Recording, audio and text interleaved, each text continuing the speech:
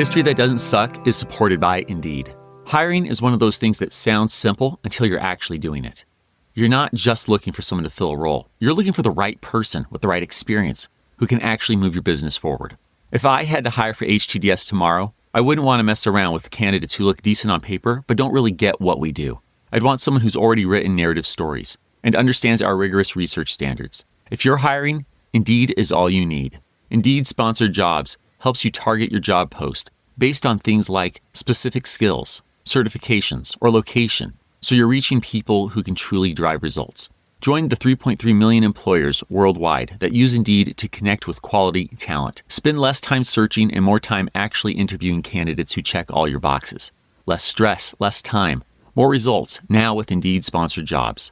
And HTDS listeners will get a $75 sponsored job credit to help get your job the premium status it deserves at Indeed.com/podcast. Just go to Indeed.com/podcast right now and support our show by saying you heard about Indeed on this podcast. Indeed.com/podcast. Terms and conditions apply. Hiring, do it the right way with Indeed. History that doesn't suck is supported by Bob's Discount Furniture. Buying furniture isn't like choosing breakfast from a dinner menu. Stay with me here. I eat on the road a lot. And so I really don't have to contemplate pancakes versus omelet. The right answer is both, of course. But I don't buy furniture a lot. And so choosing the right couch or bedroom set is a bigger decision than my diner breakfast. Thankfully, at Bob's Discount Furniture, I don't have to rush to shop a sale. They skip the holiday pricing games and focus on great low prices all year round.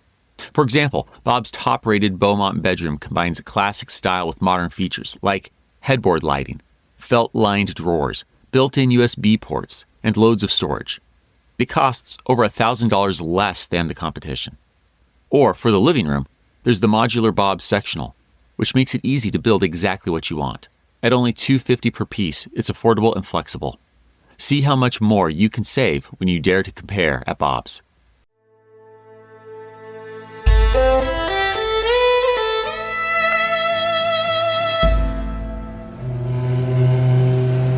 It's a cool gray morning, January 26th, 1942.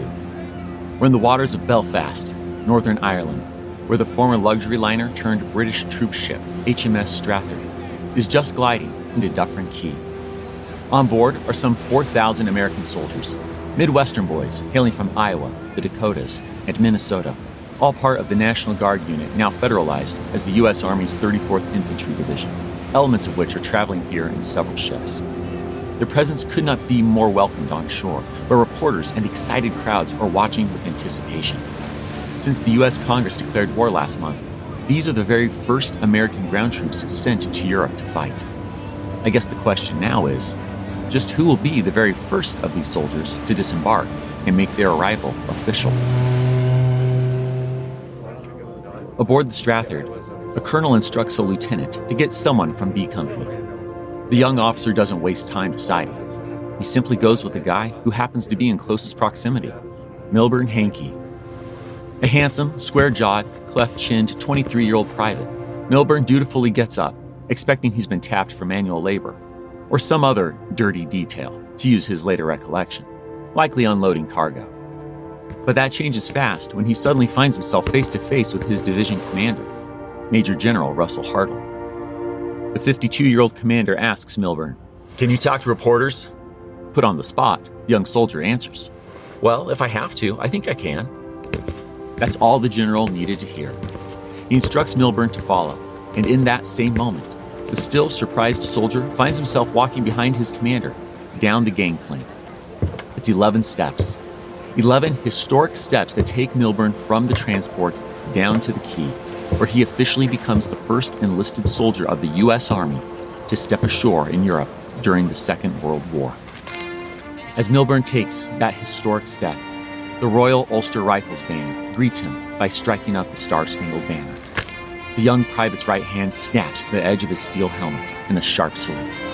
He stands at attention as the band plays, right through the last note. And that's when the reporters step in. With a microphone in hand, one asks Milburn if he'd like to say something to America.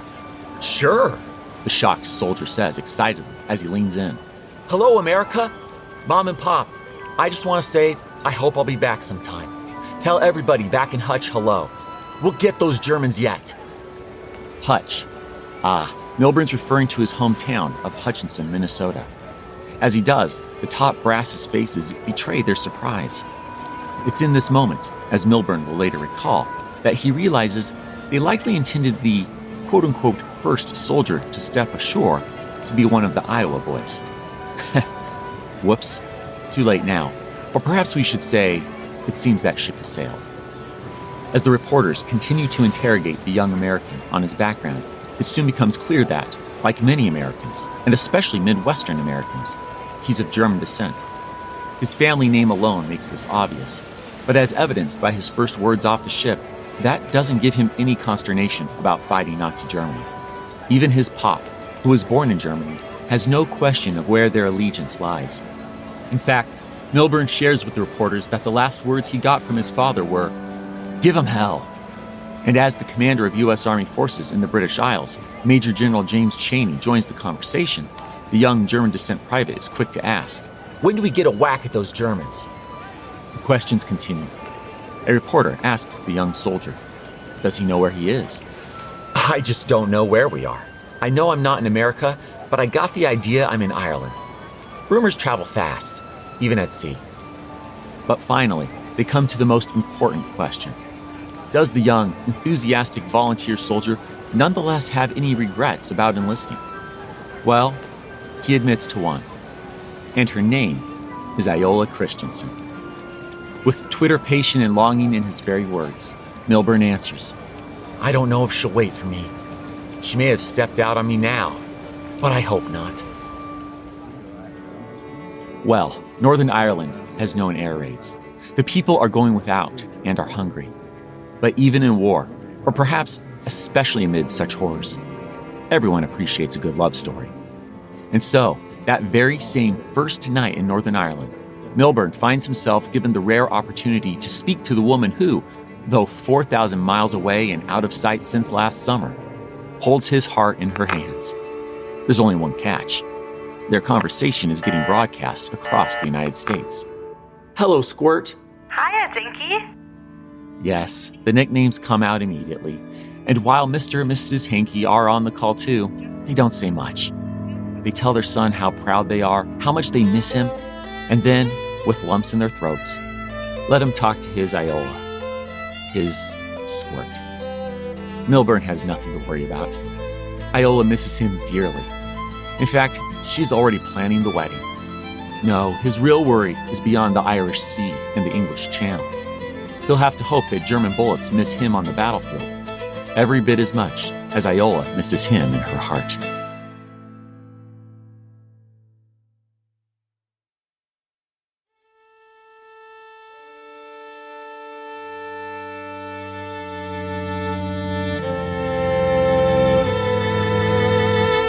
Welcome to History That Doesn't Suck. I'm your professor, Greg Jackson, and I'd like to tell you a story.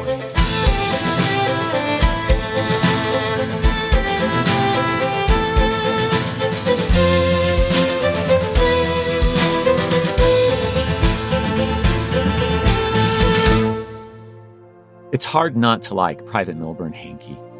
Though turned into a celebrity by mere happenstance, he doesn't let the subsequent outpouring of letters from fans across the U.S., nor his meetings with First Lady Eleanor Roosevelt or the Queen Mother and Princess Elizabeth go to his head.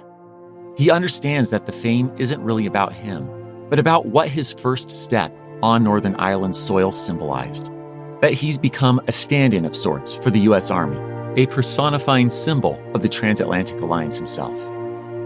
Milburn does pull through.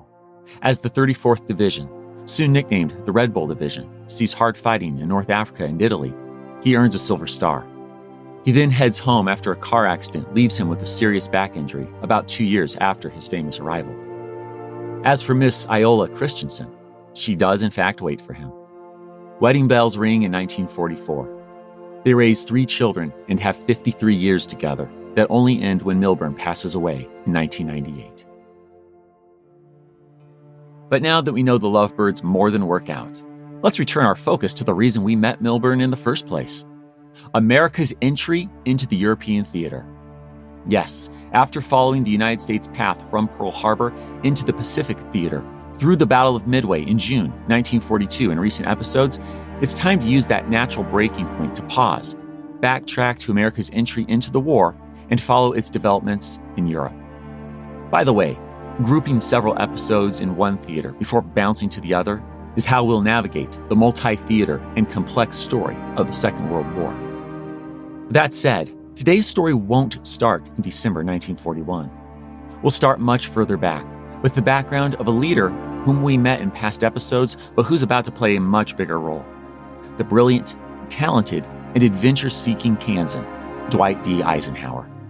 After bonding with this young officer, so frustrated that his brains and capable leadership keep him stuck stateside and often behind a desk right into middle age, we'll get a taste of the years-long Battle of the Atlantic, where German submarines or U-boats are seeing immense initial success, then follow the frustration and discussion among the Allies between late 1941 and mid-1942 as leaders debate the best way to engage in Europe. As we'll see, it's becoming increasingly clear that the United States, already thrust into war in the Pacific, is coming to terms with a two-front war, with a second theater in Europe. That doesn't mean, however, that the Allies agree on how or where to fight first. Amid talk of spheres of influence, both individual and shared, questions hang in the air. Should they push for a cross-channel invasion, as U.S. Army Chief of Staff George C. Marshall wants, or work their way in, using what British Prime Minister Winston Churchill likes to call the soft underbelly of the Mediterranean?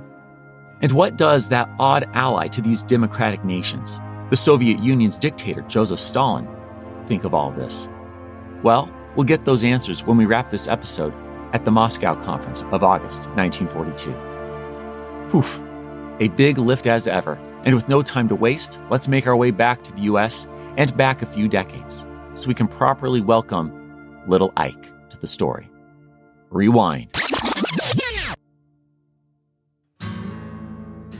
On October 14th, 1890, in a modest 1.5-story whitewashed house alongside some railroad tracks in Denison, Texas, David and Ida Eisenhower welcomed the third of what will ultimately be 7 sons into their lives.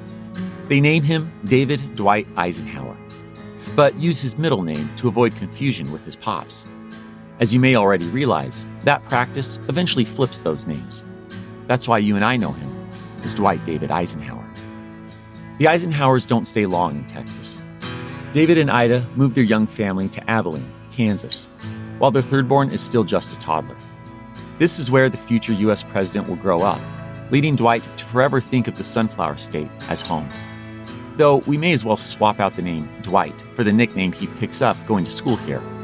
In contrast to his older brother Edgar, who's known as Big Ike, Dwight is soon dubbed Little Ike. Little Ike has fairly standard childhood interests. He hunts, fishes, plays football, and inhales military history. I wonder what his mother, Ida, thinks about this interest, given her Mennonite pacifist values. Anyhow, in 1911, Little Ike heads to West Point, which happens in no small part thanks to his gift on the football field. But when a career-ending knee injury crushes whatever professional athletic dreams he harbors in these pre-NFL days, he's quick to move on. Little Ike graduates in 1915, very solidly in the middle of his class, 61 out of 164. The newly minted second lieutenant has a series of mediocre placements over the next few years. The most important development, however, happens in 1916 at Fort Sam Houston in San Antonio, Texas, where he meets and marries Mary Geneva Dowd. But no need for such formalities. We'll stick with her well-known nickname, Mammy.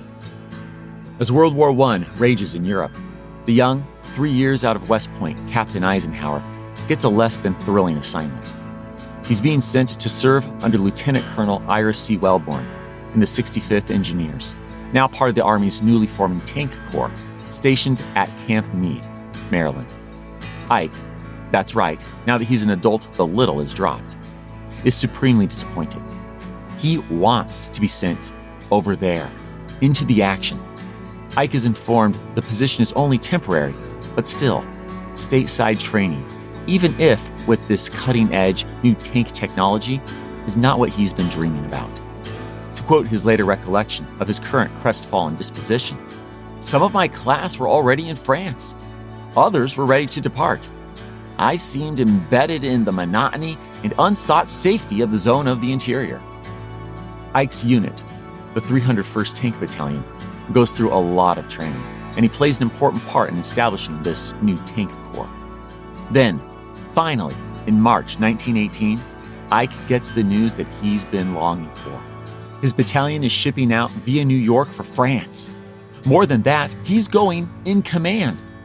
But alas, after hastening preparations, the young tank officer stops back at Camp Meade for final instructions, only to be told that, since his organizational ability is so incredibly impressive, the Army needs him to stay stateside and keep training those troops not heading over there. This means, of course, that he's not going over there either. Devastated and left in a mood he describes as black, Ike follows orders and heads to, as he puts it, an old abandoned campsite in Gettysburg, Pennsylvania, of all places. Yep, Camp Colt is located right where the Battle of Gettysburg was fought just over 50 years earlier. In fact, Ike's tents are pitched atop the land where Pickett's charge took place. Good thing he's not afraid of ghosts. Ike and Colonel Ira Wellborn form a close relationship, helped along by their bi-weekly meetings. But aside from that instruction, Ike tells us, "I was very much on my own at Camp Colt. The tank corps was new. There were no precedents except in basic training, and I was the only regular officer in the command. Now, I really began to learn about responsibility." Even though most of the work is improvisation, Ike manages to get Camp Colt running efficiently. He realizes that the men will soon grow bored after basic training, so he and his civilian officers add more specialized training to the mix. Telegraph and motor schools are the most popular options. But the men aren't just training and relaxing atop Gettysburg's storied lands. No, it seems like the Battle of Gettysburg is about to have a 20th century resurgence. It's an unspecified day, likely late April or May 1918. We're in Gettysburg, Pennsylvania, where U.S. Army men, likely dressed in khaki or a drab olive, are trudging across the same ground once trod by men in blue and gray. But thankfully, these uniformly uniformed soldiers won't be fighting one another today. They're here for a little target practice. Their commander, Captain Dwight Eisenhower, has secured a few machine guns for training. But just as they're about to start, one of the men realizes they can mount a machine gun on a truck flatbed to make it a mobile platform. That's a bit more realistic. Now they can practice both moving and stationary positions. But where should they aim? Scanning the ridge and hill terrain, a topographical high point stands out to the south. The rocky, plant-covered, nearly 800-foot mound known as Big Round Top. That's right, this Union-held position at the bloodiest multi-day battle in American history that we learned about back in episode 60. These very hills are where the U.S. Army decides to do some target practice. According to Ike, Big Round Top's base is a perfect backstop. And so, to quote the captain once more, soldiers were shooting from moving trucks at all kinds of targets there, and the firing might have been heavier than during the Great Battle 55 years earlier. Agreed, Ike. Your military historian chops are shining through. After all, while Little Round Top was the site of terrible carnage, its big brother, though strategically important, saw little action. Way to even things out half a century later. Those Civil War archaeologists might like to have a word with you about today's and other training practices on the old battlefield.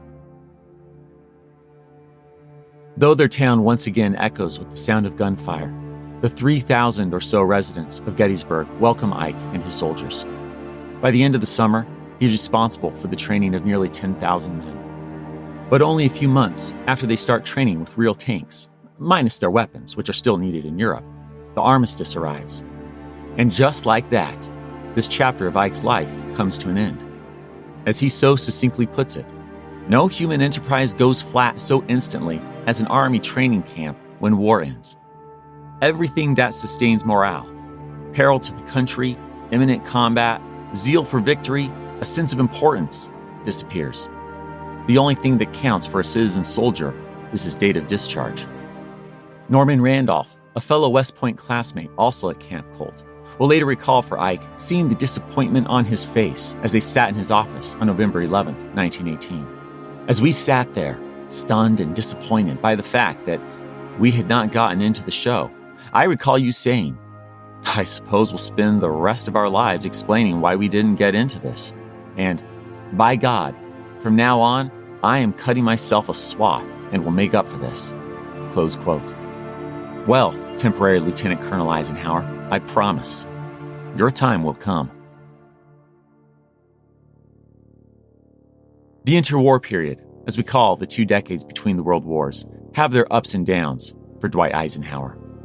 In 1919, he moves back to Camp Meade, Maryland, without his wife and son, mind you. This army camp isn't a suitable place for families. Dwight also travels cross-country in the first transcontinental motor convoy of 1919, while being careful not to downplay the impression that Germany's highways, or Autobahn, will make on him. This experience on America's early, bumpy, hazardous roads will contribute to the future president later pushing Congress for a highway bill. But that story is a ways down the road, so to speak. Back at Camp Meade in the fall, the still bedraggled captain meets another up-and-coming tank aficionado, Colonel George Patton.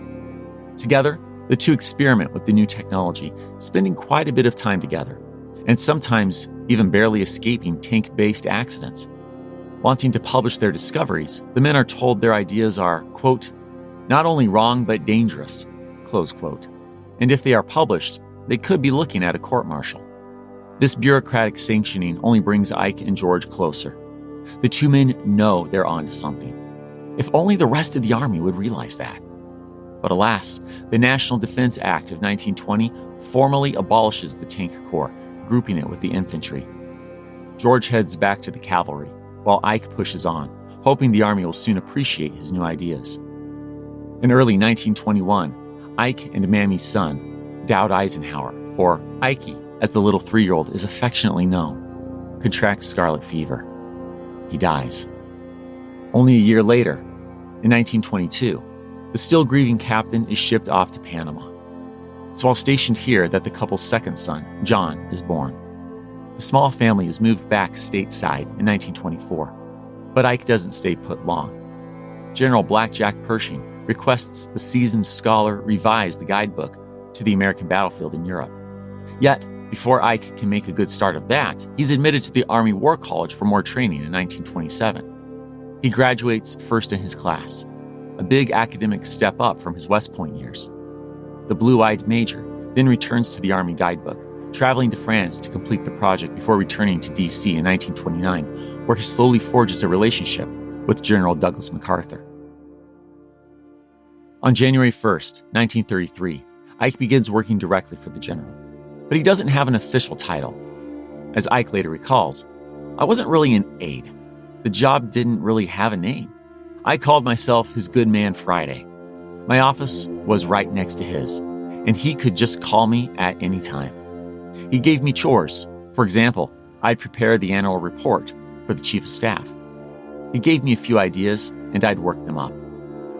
As we heard about in episode 197, Douglas MacArthur is selected to advise the newly established U.S. Commonwealth of the Philippines. His right-hand man, Dwight Eisenhower, goes along. In October 1935, the Eisenhower and MacArthur families arrive in Manila as military advisors to the new government. Ike serves for 4 long, tense, often challenging years, finally being promoted to lieutenant colonel in 1936. By 1939, Ike wants to go home. His boss, however, desperately wants the skilled military diplomat to stay. But Ike pushes back. "General, in my opinion, the United States cannot remain out of this war for long. I want to go home as soon as possible. I want to participate in the preparatory work that I'm sure is going to be intense." As you can imagine, Doug is far from pleased. Philippine President Manuel Quezon takes the news better. Finally, at the end of 1939, the Eisenhower family heads back to the States. For the next few years, Dwight bounces around. Over the summer of 1940, at Fort Lewis, the lieutenant colonel is appalled at the lack of urgency he sees among the troops. Burton S. Barr, a future politician but current platoon leader and second lieutenant, will later recall. One of the first things he did was call all the battalion officers together, and he said, "If any of you think we are not going to war, I don't want you in my battalion. We're going to war. This country is going to war, and I want people who are prepared to fight that war." I tell you, nobody was talking like that at the time. Ike also participates in the Louisiana maneuvers in the summer of 1941 that we heard about in episode 189. I can only imagine how he felt during these maneuvers, especially after the tank setup at Camp Colt in 1918 and subsequent testing at Meade in 1920. Is he proud that his and George Patton's thinking is finally being taken seriously?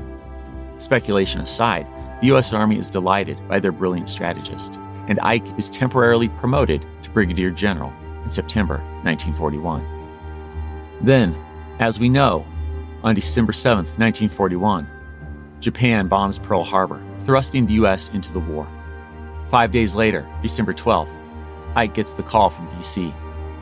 Secretary of the General Staff, Walter Bedell Smith, places the call. As the receiver is picked up, he asks, "Is that you, Ike?" The Brigadier General answers, "Yes. The chief says for you to hop a plane and get up here right away.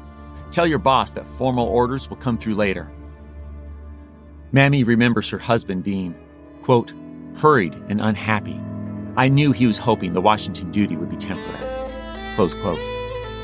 But then again, when have Ike's stateside assignments ever been temporary? And this one holds that pattern too. On December 19th, he's permanently assigned to D.C. as Deputy Chief for the Pacific and Far East, answering directly to the Chief of Staff of the United States Army, George C. Marshall. And as Ike settles in, Washington, D.C. prepares to go to war. History That Doesn't Suck is brought to you by Squarespace. Squarespace is the all-in-one website platform designed to help you stand out and succeed. You've heard me say that HTDS.com recently relaunched with a new design built on the Squarespace platform. And I'm here to tell you that a good website is not a thing of the past. It can be a useful central online hub. Let me tell you a quick story about one way we use our website for another expression of the podcast, our live show. We list all of our tour dates on the website, of course, but we also have to advertise individual show dates in specific cities. That's where the Squarespace analytics have helped. By reviewing the easy-to-read dashboard, we can see useful information about our website traffic, like how much social media and paid search contributed. That's helpful for us to better allocate our time and advertising budget for the tour. On top of that, Squarespace has email campaigns that are built right in, so you can stay connected with clients, automate follow-ups, and promote your services with emails that look as polished as your website. Go to squarespace.com/HTDS for a free trial. And when you're ready to launch, use offer code HTDS to save 10% off your first purchase of a website or domain. History That Doesn't Suck is supported by Quince. The best clothes are the ones you don't have to think about. They just work. That's what Quince does well. Everyday staples that feel reliable, comfortable, and are built to last. I'm loving this cardigan sweater I got from Quince.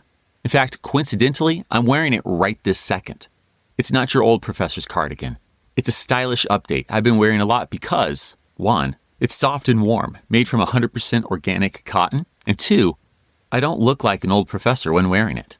From organic cotton sweaters to polos that actually hold their shape, Quince has the essentials you'll reach for. Quince also keeps prices affordable by working directly with top factories and cutting out the middlemen, so you're not paying for brand markup, just quality clothing. And they're serious about ethical production, only partnering with factories that meet rigorous standards. Refresh your wardrobe with Quince. Go to quince.com/HTDS for free shipping on your order and 365-day returns. Now available in Canada, too. That's QUINCE.com/HTDS. Free shipping and 365-day returns. Quince.com/HTDS. History That Doesn't Suck is sponsored by Vistaprint. You may have heard me talk about our touring live show. Well, that's because it's an important extension of this podcast, and I'm very proud of it and how it allows us to connect with listeners in person on the road. Every detail of these events is important, from what you see on stage to what you encounter at the venue, right down to the custom tablecloth we printed with Vistaprint. Seeing our HTDS logo on the lobby table tells you you're not only in the right place, but that you're with a community of fans who love stories from history. Vistaprint makes preparing for an event easy from start to finish. From printed table covers, signs, postcards, and swag, Vistaprint has everything you need to look polished and professional at your next event. Vistaprint makes it simple to take that first idea and expand it. And Vistaprint's design tools and human support help you bring those ideas to life no matter your experience or your budget. There's a reason over 1 million people trust Vistaprint for their small business print needs. Vistaprint. Print your possible. Right now, new customers get 20% off with code NEW20. NEW20 at Vistaprint.com.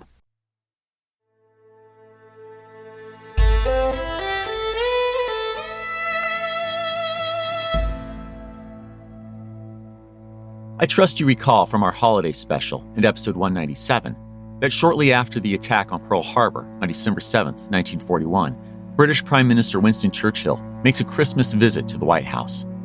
Of course you do. How could we forget the British bulldog standing in the buff as he hides nothing from the President of the United States? But I digress. That's not the key takeaway we need to remember from the visit. What matters is that it enables Winston and President Franklin D. Roosevelt to hold the Arcadia Conference, which formalizes an alliance of the United Nations, often called the Allies, and solidifies the Anglo-American war effort while formalizing the U.S. Joint Chiefs of Staff. As General Dwight Eisenhower later notes, the Arcadia Conference serves two key purposes.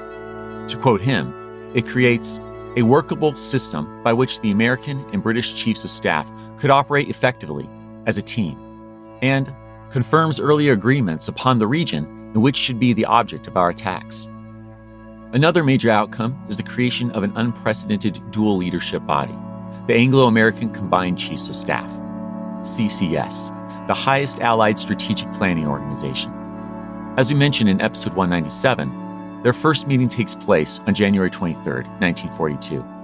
Under U.S. Army Chief of Staff George C. Marshall and British Field Marshal Sir John Grier Dill, the group convenes weekly in the conference room of the Public Health Building in D.C., first on Tuesdays at 3, then Thursdays, and then finally Fridays. But that'll do for reminders. Now we turn our attention to this joint U.S.-UK effort to protect their shared sphere, the Atlantic, an immense battlefield growing more violent by the week since America's entry into the war. While German submarines, or U-boats, have long been attacking British-bound ships in the Atlantic, it's on December 9, 1941, just after Japan's infamous attack and amid the flurry of declarations of war by and against the United States, that Adolf Hitler informs Vice Admiral Karl Dönitz that all remaining restrictions on U-boat attacks against the U.S. are lifted. Delighted that his operations are no longer clandestine, Befehlshaber der Unterseeboote, that is, Commander-in-Chief of U-boats, writes in his diary, "The attempt must be made to exploit these advantages, which will disappear in the foreseeable future, and to strike a blow at the American coast with a drumbeat." Up against the ferocious Nazi naval leader is Commander-in-Chief of the U.S. Navy, aka the Comanche, Admiral Ernest Joseph King. The 64-year-old Ohio native, due to retire in 1942, is a well-respected lifetime Navy man, often credited with recognizing the power and potential of aircraft carriers at sea. But for logistical and doctrinal reasons, that gift of foresight in the skies doesn't seem to carry into the depths. Despite Vice Admiral Adolphus Andrews, commander of the Eastern Seafront, that is, the U.S. East Coastline, warning that, quote, "Should the enemy submarines operate off this coast, this command has no force available to take action against them, either offensively or defensively," close quote. Admiral Ernest King remains unconvinced that immediate large-scale changes are necessary. This lack of American readiness is exactly what Vice Admiral Karl Dönitz has been counting on. Though U-boats are scattered across the globe, German forces are well positioned to strike American shipping in the Atlantic. Crewed by experienced sailors, German U-boats find American merchant ships, still sailing independently, poorly guarded, and silhouetted by a brightly lit coastline. Easy prey. And so, on January 13th, Germany's Operation Drumbeat begins. By the end of the month, more than 20 U.S. ships are sunk in American waters. A staggering success for the Germans. As Karl later recalls, the U-boats found that conditions there were almost exactly those of normal peacetime. The coast was not blacked out, and the towns were a blaze of bright lights. There were anti-submarine patrols, but they were wholly lacking in experience. A few attacks with depth charges were delivered by American patrol vessels, but the attackers did not display the requisite perseverance, and the attacks were abandoned too quickly. Although, quite often, thanks to the shallow water, they stood a good chance of succeeding. The aircraft crews employed on anti-submarine work were also untrained. The merchantmen used their radios without any restrictions. They frequently signaled their positions, with the result that the U-boats were able to form a very useful overall picture of the shipping in their vicinity. By late January, the Americans know they're in trouble. Yet, our Commodore, Admiral Ernest King, remains reluctant to act. He rejects a British Admiralty proposal for a joint convoy control system and refuses to impose coastal blackouts. Historians, including Dwight Eisenhower, will later call this a grave mistake. And as February unfolds, the situation only worsens. It's February 28th, 1942. We're off the coast of Cape May, New Jersey, aboard the Wicks-class destroyer USS Jacob Jones, which has just finished patrolling for survivors of the torpedoed tanker R.P. Rezer. In the galley, 22-year-old fireman second class Joseph Paul Tidwell is grabbing sugar for his recently brewed coffee. But then, all of a sudden, the ship shudders. Pots and pans fly, and 15 seconds after the initial jolt, another explosion rocks the hull. 2 torpedoes have struck the Jacob Jones. And worse, they've hit the munitions magazine. Racing to the deck to help, Joseph finds a dire situation. He gets to work, assisting survivors to lifeboats and rafts. As he does, he's certain that he sees the German U-boat that struck them, later identified as U-578, roughly 150 yards off the port side. It seems the German crew is happily watching their handiwork, simply taking in the sight of the rapidly sinking destroyer. 30 or so survivors on 4 rafts managed to escape the wreckage in the frigid February waters of the Atlantic. Looking on, they see that most of the destroyer is beneath the waves, leaving only the fantail above water. There, the ship's depth charges, barrel-shaped canisters of about 200 pounds of torpex, set to detonate at depth, remain in their racks. Oh, this could get bad. And it does. As the fantail sinks and the charges reach their preset depth, they explode with devastating effect. The blast tears through the cold water, throwing survivors into the sea. Many are killed or badly wounded, while the frigid temperatures add another deadly threat. 131 officers and crew members are dead, including 3 sets of brothers. Only 11 survive. While Pearl Harbor might have still felt like a distant wound and threat to some mainland Americans, a destroyer sunk by Nazi Germany right off the coast of New Jersey doesn't. The sinking of USS Jacob Jones creates a sense of vulnerability and fear that's quite unfamiliar to a people long used to thinking of the Pacific and Atlantic as natural barriers to distant wars fought over there. As the sinking of the Jacob Jones becomes national news, the public inserts itself into the conversation about the Atlantic. Yet, even still, Admiral King holds back. He postpones the formation of coastal convoys until, quote-unquote, enough escorts are available. And oh, does this draw criticism. Come March, the Brits are incredibly frustrated. After all, it's not like America is the only one suffering. Uncle Sam's island ally is feeling the sting of these German U-boats too. British naval officers, including the First Lord of the Admiralty, head to D.C. to try to talk some sense into Ernest. Roger Wynne, the head of the submarine tracking room in the Admiralty's Operational Intelligence Center, or OIC, finally gets through Washington, D.C.'s red tape. He speaks with Admiral Ernest King's Deputy Chief of Staff, Admiral Richard E. Edwards. But Richard isn't having it. He tells Roger that Americans want to learn their own lessons, and they've got plenty of ships to do so.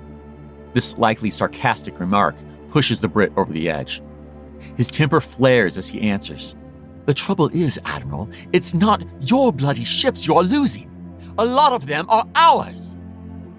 Finally, something snaps. Richard concedes, and Roger is in to see Ernest. The U.S. naval commander likely knew that changes could not be delayed much longer and quickly acquiesces. An American version of the OIC is founded with Commander Kenneth A. Knowles in charge. But even as Kenneth works with the British, improving tracking and trying to crack the Nazi U-boat's new cipher, nicknamed Triton, losses continue. In fact, in mid-March, American signals get crossed. Literally. The U.S. destroyer, Dickerson, is hit by the American merchantman, SS Liberator. The sheer numbers are looking grim. In April, President Franklin Roosevelt's longtime right-hand man, Harry Hopkins, sends word that the U.S. has lost 1.2 million tons of shipping, more than half of the tankers, in these early months of 1942 alone.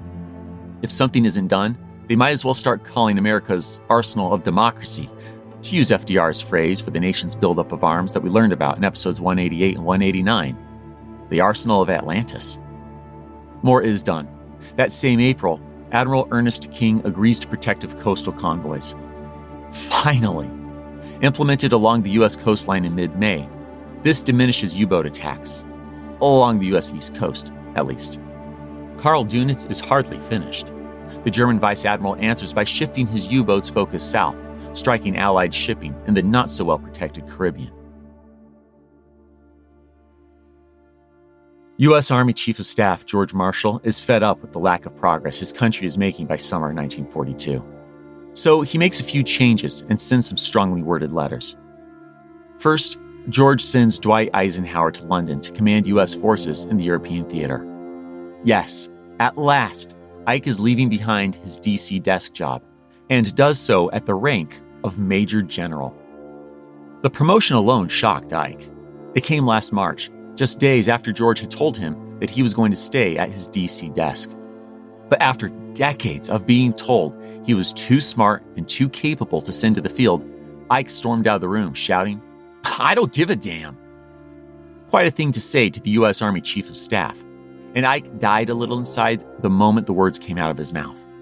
Then again, just before the door slammed shut, he caught a glimpse of a smile creeping across George's face. Personally, I can't help but wonder, in this moment, did George, who, as a young officer in France, thought he had killed his own career with a blunt outburst of his own on General Blackjack Pershing, if you remember that tale from episode 133, maybe see a bit of himself in Ike? Well, either way, Ike found himself a temporary major general only 3 days later, and on June 24th, 1942, he arrives in the United Kingdom to take command of the European Theater of Operations, United States Army. Oh, and weeks later, he's bumped up again to temporary lieutenant general. Let's pause and just take in Ike's rank advancement for just a moment. In a matter of 2 years, Dwight Eisenhower has gone from lieutenant colonel to a 3-star general. Now, you can say he's well-liked. He is. But he's also just exceptional at what he does. Ike's studied and tested the boundaries of modern warfare for years, arguably since West Point. To me, it's pretty clear that Ike's promotions thus far, and everything still to come, aren't luck. It's merit. But to continue with George Marshall's changes and strongly worded letters, he's also fed up with Admiral Ernest King's performance. On June 19th, the Army Chief of Staff writes to the naval commander, "The losses by submarines off our Atlantic seaboard and in the Caribbean now have been brought to my attention. Has every conceivable improvised means been brought to bear on this situation?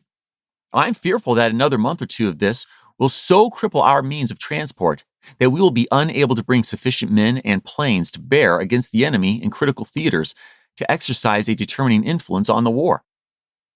3 days later, June 21st, Ernest replies, "I have long been aware, of course, of the implications of the submarine situation as pointed out in your memorandum.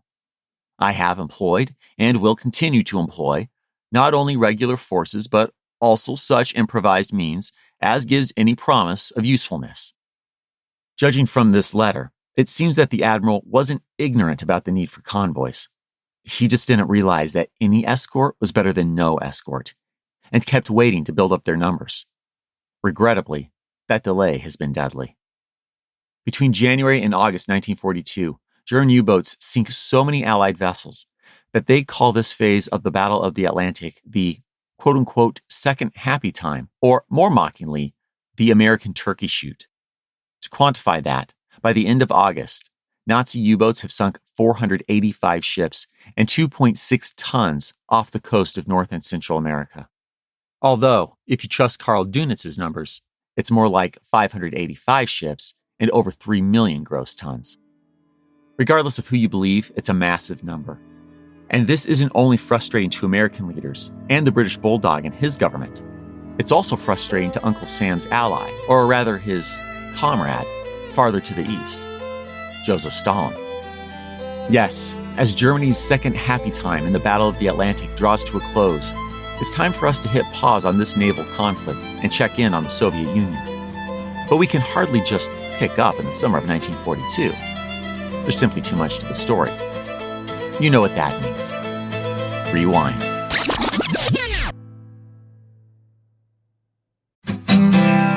History That Doesn't Suck is supported by Claude from Anthropic.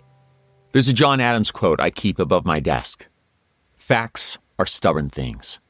That's the historian's job, to get the facts. But sometimes the interesting parts of history live in contradictions. For instance, sometimes three sources describe the same event quite differently.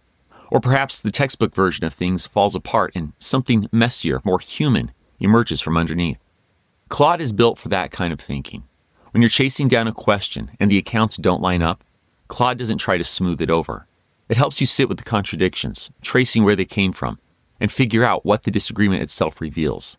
That approach makes AI the intellectual tool it should be, spurring your own thinking, not telling you what to think. And here's something worth knowing. Ads are coming to AI, third-party influence shaping what you see, but Anthropic has committed to keeping Claude ad-free. Because once AI is optimized to keep you scrolling instead of helping you think through something, the whole thing breaks. So, for those who love to wrestle with the complicated version rather than settle for simple, Claude was built for that. Try Claude for free at claude.ai/htds and see why problem solvers choose Claude as their thinking partner.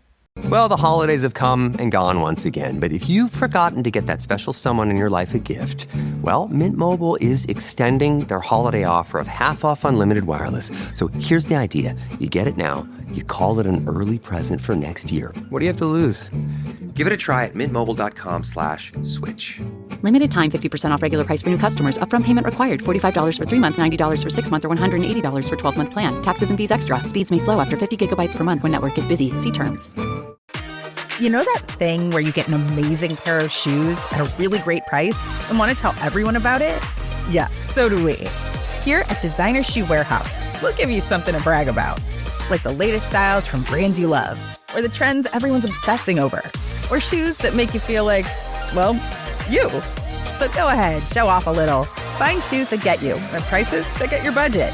Head to your DSW store or DSW.com today. DSW. Let us surprise you.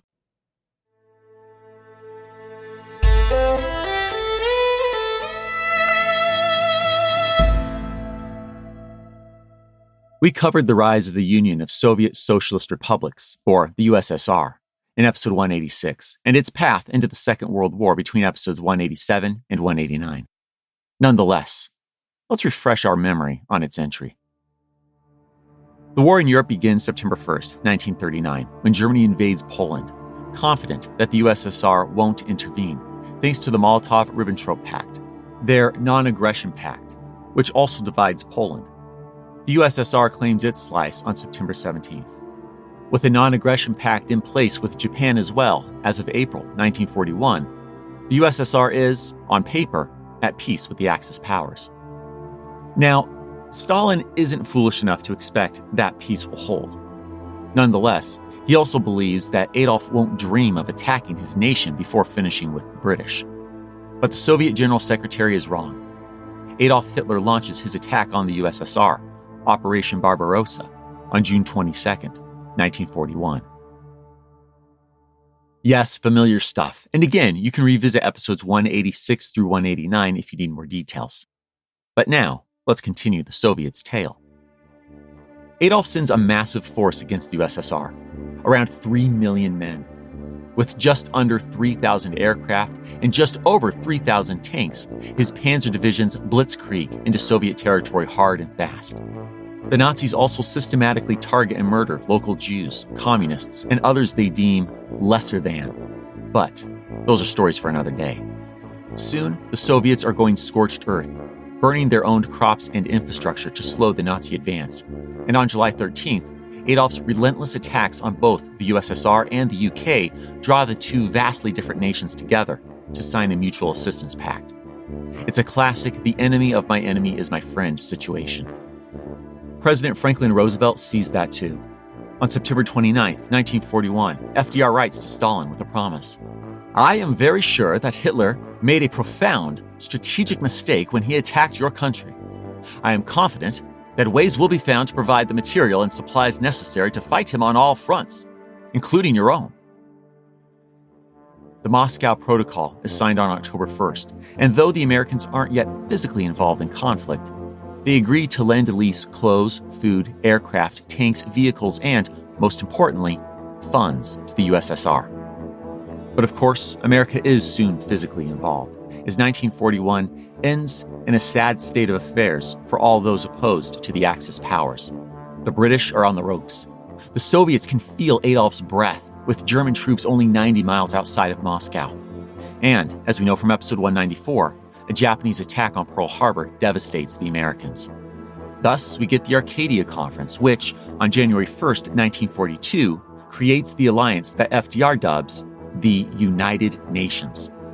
Yes, we touched on that earlier, and again, they'll typically be called simply the Allies.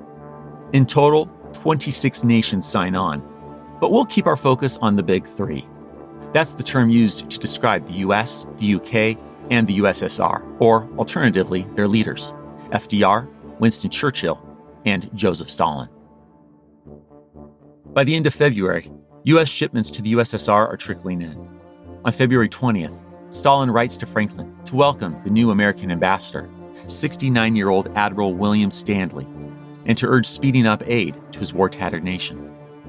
Meanwhile, Winston Churchill remains wary of Joseph Stalin. He worries that, if push comes to shove, the Soviet communist dictator might yet ally with the German fascist dictator. Franklin doesn't share that fear, but understands why Russo-British relations could be strained. As he remarks to the Secretary of the Treasury, Henry Morgenthau, "Every promise the English have made to the Russians, they have fallen down on. The only reason we stand so well with the Russians is that, up to date, we have kept our promises." In March 1942, FDR prioritizes Joseph Stalin over Winston Churchill, essentially removing all strings attached to the Lend-Lease program for the USSR. Most of what's sent is raw materials, but the American public isn't too pleased with their president, helping out on a front of the war that seems pretty far from home, one where Uncle Sam's boys aren't doing any of the fighting. Nonetheless, supplies are sent via polar convoys through the Arctic Circle. And yes, even in these frigid waters, Nazi U-boats are lying in wait up by Iceland and Scandinavia.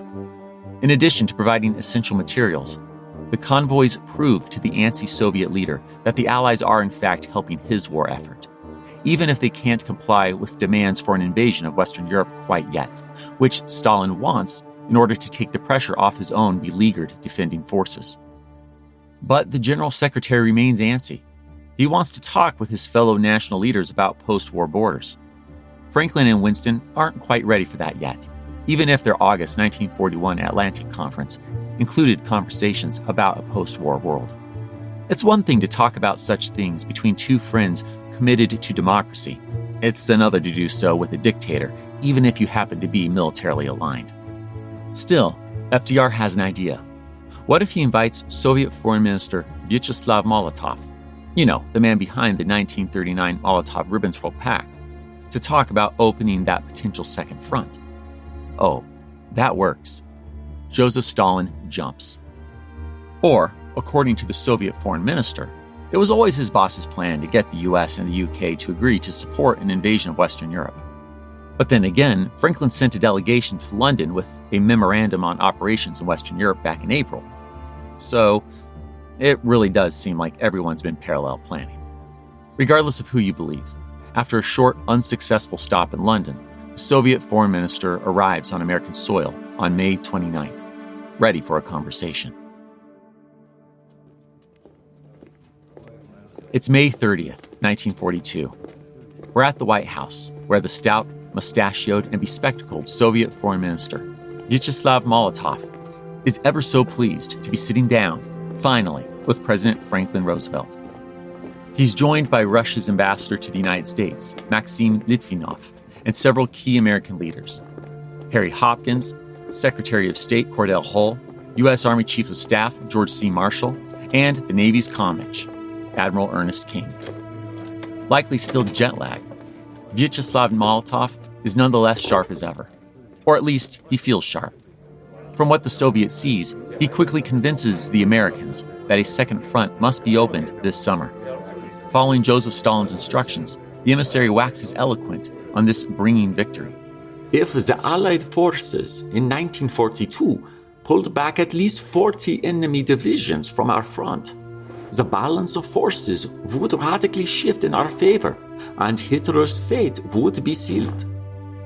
To the Russians' astonishment, FDR replies that this is a legitimate, reasonable demand. Emboldened, the bespectacled diplomat continues. You will eventually have to bear the brunt of the war, and if Hitler becomes the undisputed master of the continent, next year will unquestionably be tougher than this one. Franklin appears to agree. He consults his Army Chief of Staff. Are we advanced enough with our preparations to be able to report to Mr. Stalin that we are ready to open the second front? George Marshall nods, giving FDR the go-ahead. The president turns back to his Soviet guest. Please report to your government that it may expect the opening of the second front this year. And so, the coordinated assault on France, to take place during the summer of 1942, codenamed Sledgehammer, appears to be a go. Franklin is greatly pleased by the Soviet visit. He writes to Joseph Stalin on June 6th, "I appreciate ever so much your sending Mr. Molotov to see me. We had a very satisfactory visit." Soviet Foreign Minister Vyacheslav Molotov is also content. He has American assurances of preparations for an invasion and second front in Europe later this year. He makes his way back via England, hoping to get the Brits on board. He gets a likely yes, as Winston is careful to add, "We can therefore give no promise on the matter," to the aide memoir about a 1942 invasion.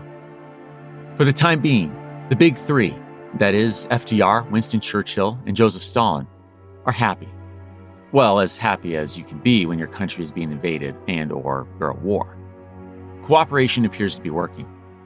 That June, U.S. Secretary of State Cordell Hull and Soviet Ambassador Maxim Litvinov signed the Master Lend-Lease Agreement between the U.S. and the USSR. But the Nazis are relentless. At the end of the month, on June 28th, they proceed with Case Blue against Caucasus oil fields and grain, roughly between the Black and Caspian Seas. Once again, the Red Army needs supplies, urgently. Meanwhile, Joseph Stalin is urging his allies, the Americans and the Brits, to make good on their promise for Operation Sledgehammer, that is, the invasion of Western Europe. He sends Winston Churchill what the British bulldog calls a rough and surly note. To quote the Soviet leader's July 23rd letter, "I am afraid the question of creating a second front in Europe is not being treated with the seriousness it deserves. Taking fully into account the present position of the Soviet-German front, I must state in the most emphatic manner that the Soviet government cannot acquiesce in the postponement of a second front in Europe until 1943. The British PM checks in with his friend and American counterpart, Franklin. The two are worried about poking the bear, so to speak. They decide that things would be better settled in person. After all, they've got to get on the same page before responding to Stalin.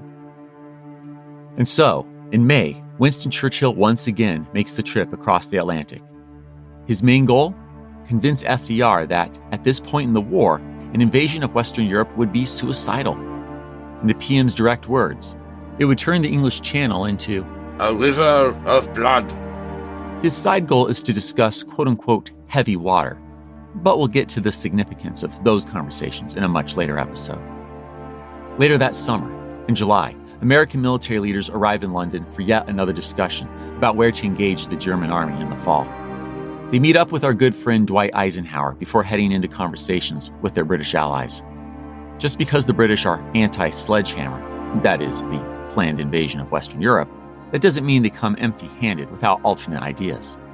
What if they lean into Operation Gymnast, which is a planned invasion of Axis-held North Africa? Franklin seems to be on board, but his Joint Chiefs hesitate. After all, George Marshall has personally promised Vyacheslav Molotov that the Americans are a go for sledgehammer. Nonetheless, after quite a bit of back and forth, the American military leaders come to agree that it's time to scrap sledgehammer in favor of going into North Africa. This plan will ultimately take a new code name, Operation Torch. FDR is delighted. To him, it's of the highest importance that U.S. ground troops be brought into action against the enemy in 1942. But now, someone must tell Stalin. Though accompanied by a joint British-American entourage to demonstrate agreement, the task falls to Winston Churchill. It's just about 7 p.m., August 12, 1942. British Prime Minister Winston Churchill only arrived in Moscow a few hours ago, and now he's at the seat of Soviet power, the ancient, austere, red-walled and tower-guarded Kremlin, ready to meet with none other than the head of the Soviet Union, Joseph Stalin.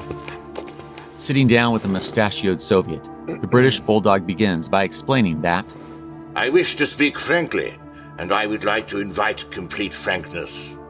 Okay, good start. Then Winston drops the bad news. He tells Stalin that the American and British governments aren't yet prepared to launch an attack in September, which is the last month it would be possible given the changes in weather. As the PM later recalls, I told Stalin that I was well aware that this plan offered no help to Russia in 1942. At this point, Stalin's face crumpled up into a frown, but he did not interrupt. Okay, that's as good an outcome as Winston could expect. The husky Brit then goes on to explain precisely why the proposed and seemingly agreed-upon attack won't go forward. Then, to quote the Brit again, Stalin, whose glumness had by now much increased, said that, as he understood it, we were unable to create a second front with any large force and unwilling even to land 6 divisions. I said this was so.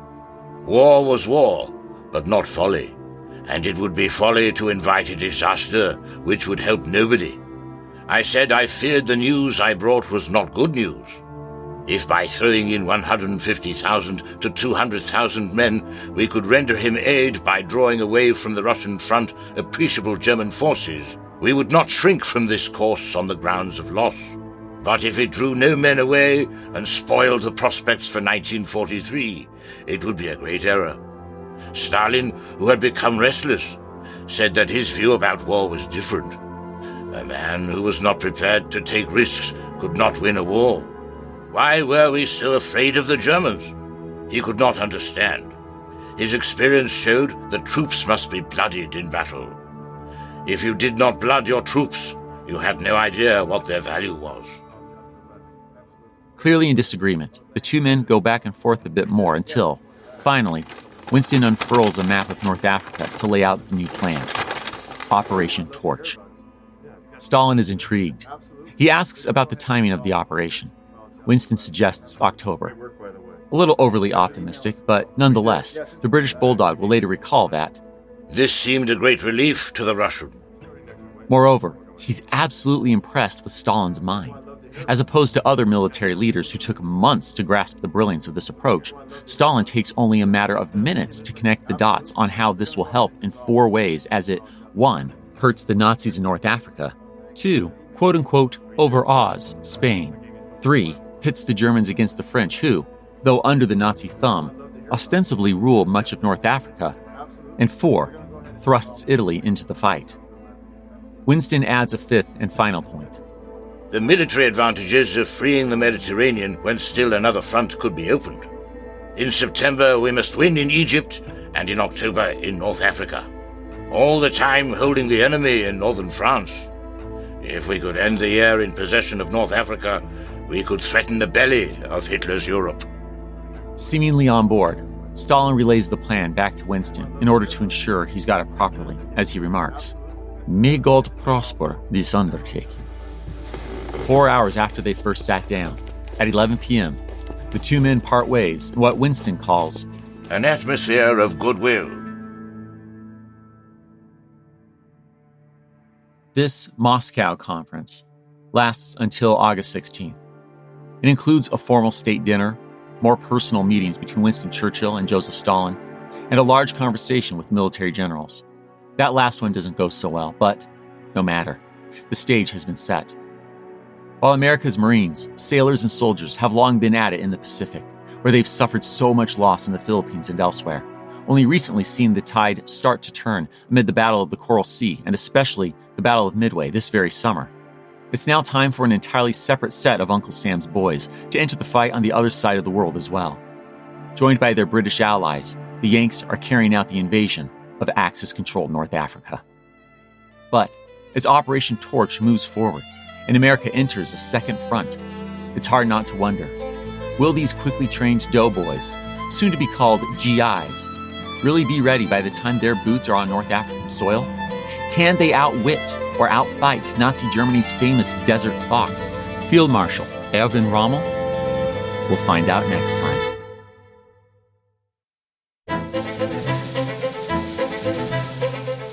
History That Doesn't Suck is created and hosted by me, Greg Jackson.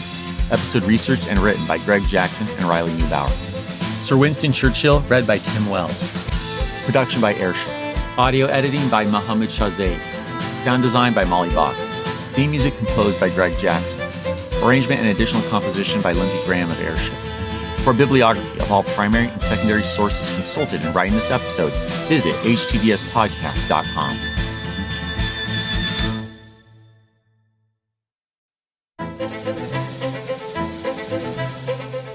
HTDS is supported by fans at htdspodcast.com/membership. My gratitude to you kind souls providing funding to help us keep going. Thank you. And a special thanks to our patrons whose monthly gift puts them at producer status. Adam Gorin, Ahmad Chapman, Andrew Neeson, Andrew Sherwin, Anna M. Hutta, Art Lane, Autumn Weimer, Bob Stinnett, Bonnie Brooks, Brian Gavigan, Brian Boyles, Brian Goodson, Bruce Hibbert, Charles Clendenden, Charlie Mages, Christopher Merchant, Christopher Pullman, Cindy Rosenthal, Colleen Martin, Colin Fairs Pennington, Connor Hogan, Craig Burhost, Dan G., Daniel O'Connor, Darren Chambers, David Niebush, David Rifkin, Durante Spencer, Donald Moore, Eli Edwards, Elizabeth Christiansen, Ellen Stewart, Ernie Lowmaster, Evan Thompson, G2303, Jeffrey Nelson, George J. Sherwood, Gareth Griffin, Gina Johnson, Henry Brunges, Holly Hamilton, Jake Gilbreth, James Bledsoe, James Blue, James Schlender, Jarrett Zangora, Jeff Dempsey, Jeffrey Moots, Jennifer Ruth, Jeremy Wells, Jessica Popick, Joe Dobus, John Boovy, John Frugal-Dougal, John Huber, John Messmer, John Oliveros, John Rudlevich, John Schaefer, Jonathan Sheff, Jordan Corbett, Josh Wood, Joshua Steiner, J.P. Brooks, Justin May, Justin Spriggs, Julian Wright, Karen Bartholomew, Carl and Elizabeth Sally, Carl Frieden, Carl Hindle, Ken Culver, Kim R., Kristen Pratt, Kyle Decker, L. Paul Goringer, Laura Norman, Lawrence Neubauer, Linda Cunningham, Mark Ellis, Marcia Smith, Matt Siegel, Michael Sullivan, Nate Seconder, Nick Caffrell, Owen W. Sedlak, Pamela Fidler, Peter Hugenhoff, Philip May, Rick Brown, Rob Drazovich, Brock Day, Sam Holtzman, Sarah Prescott, Sarah Trewick, Shannon Hoagland, Sharon Thiessen, Sean Baines, Stacy Ritter, Steve Williams, Creepy Girl, Thomas Churchill, Thomas Matthew Edwards, Thomas Sabbath, Tim and Sarah Turner, Todd Curran, Tom Bastafka, Travis Cox, Wesley McKee, Zach Green, and Zach Jackson. Join me in 2 weeks, where I'd like to tell you a story.